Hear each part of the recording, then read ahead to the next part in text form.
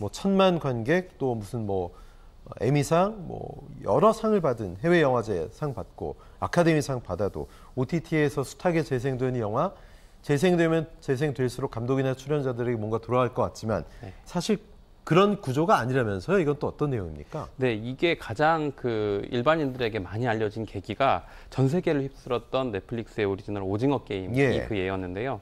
1억 뷰 이상을 도달하고 전 세계적으로 시청 흥행을 달했고 또 표현으로는 1조 원이 넘는 수익이 발생했다라고 알려져 있는데 그 제작자들을 제외한 그 감독 같은 경우는 이거에 대한 소정의 보상금만 받았을 뿐이고 실질적으로 그에 따른 수익을 분배받거나 이러지 못하고 있다라는 게 알려졌는데 그 이유로 저작권법 100조에서는 영상 저작물 같은 경우는 양도가 추정된다라는 조항 때문이다. 이런 부분 때문에 많이 논란이 있었습니다.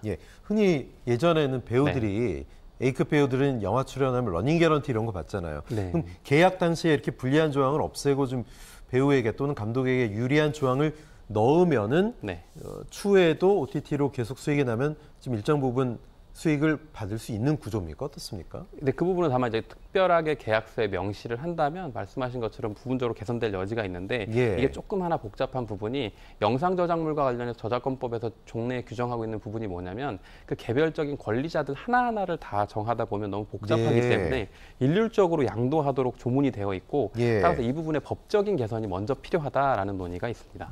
사실 오징어 게임 뭐 글로벌 히트를 쳤습니다만 넷플릭스 먹여 살렸는데 사실 감독은 또는 배우들도 크게 뭐 이렇게 금전적인 수익을 얻은 건 없다 이런 얘기 나오고 있는데 가수들은 곡 하나만 히트해도 평생 먹고 산다 이런 우스갯소리가 웃음게 말이 있었잖아요. 맞습니다. 근데 사실 그것도 뭐 음원 수익 때문에 소위 먹고 산 게 아니라 본인들이 그걸로 다른 활동을 하기 때문에 가능한 거고 감독이나 작가, 배우 입장에서는 작품 하나 히트 했다고 뭐 평생을 보장받는 그런 시스템이 이제 아닌 것 같습니다. 맞습니다. 이런데 히트 작품이 없는 무명 배우나 무명 감독들은 얼마나 고단할까요?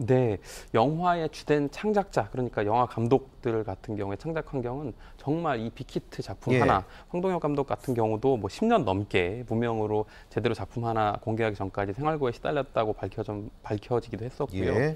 또 한국 영화 감독 조합에서 해마다 이제 그 수입 조사 결과를 밝혔던 바가 있는데 2019년하고 2021년 같은 경우에 전체 영화 감독의 70% 이상의 연소득이 평균 2천만 원 이하다. 그리고 영화 스태프 같은 경우는 2021년에 평균 연소득이 3,001만 원으로 이제 2019년에 비해서는 5.6% 올랐지만 영화 감독은 변화가 없었고 이런 배를 굶주리고 영화 창작에 나서야 하는 좀 현실이 되게 충격적으로 알려졌습니다. 영화하는 분들이 해외에서도 이렇게 배가 고픕니까? 해외 사례 어떻습니까? 해외 같은 경우는 그나마 이제 종전의 이런 문제점들을 개선하기 위한 다양한 법적 노력들이 있어서 똑같이 넷플릭스 영화였지만 봉준호 감독이 만들었던 옥자 같은 경우는 미국의 창작자 조합하고 개별적으로 협약이 있어서 그에 따라 저작권료가 미국에서 봉준호 감독한테 직접 송금되고 있다고 하고요. 또 프랑스 같은 경우에는 저작권법에 따라서 그 저작권자가 대가를 받고 노무를 제공했다는 이유로 저작권을 향유받는 권리를 망가뜨릴 수 없다라는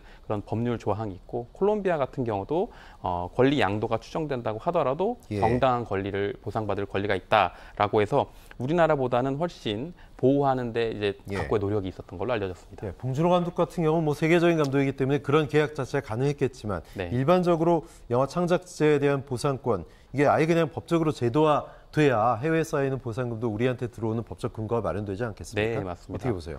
그래서 그 유럽이랑 남미 같은 경우도 지금 우리처럼 비슷한 사례입니다. 그러니까 이런 영상의 제작으로 인해 수익이 발생하는 게 어느 나라나 미리 예견됐던 건 아니고 뭐 그 과정에서 그 창작에 기여했던 사람들이 정당하게 보상을 받지 못한 걸 어떻게 도와줄까라는 거에 대해서 미국이라든지 남미라든지 각종 국가들은 그에 따른 조합을 통해서나 법률 개정을 통해서 보호를 해왔는데 문제는 우리나라 같은 경우는 아직 영화 창작자의 보상권 자체가 제도화되지 않기 때문에 해외에 쌓여있는 보상금을 국내로 들여올 법적 근거가 없다. 그래서 보상권 신설을 지지하시는 분들은 새로운 제도 도입을 통해 그 영화감독 개개인의 창작 환경을 개선하고 또 동시에 국가적인 차원의 손실을 막을 수 있다. 따라서 반드시 필요하다. 이런 논의가 이루어지고 있습니다.